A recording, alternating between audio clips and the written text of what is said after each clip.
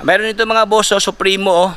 Okay, sa lahat ng naghanap ng Supremo, no, gusto niyo i-customize nyo, gusto niyo gawing scrambler or copy eraser, pwede dito mga brother, oh, i-upgrade nyo. So ito na po siya mga brother, itong kanyang halaga ng Supremo, oh. 69,606 ang kanyang cash price. O yan, maganda to i-customize nyo, pati itong isa, oh, gawing copy eraser to mga brother, oh, or scrambler, no. Ito yung uso ngayon. So ito ang kanyang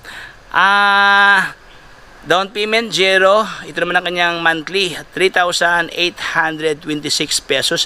Mayroon ka ng Supremo na Honda, oh. Ganda ang kanyang tangke mga boss. Medyo malaki ang kanyang tangke. Ayan, so yan, pugi to.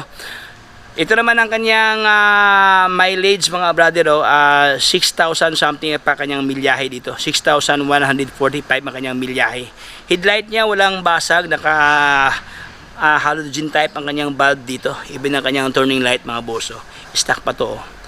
Ayan, naka drum brake pala to. Wow. Upuan walang punit mga brother, andyan pa kanyang grab bar.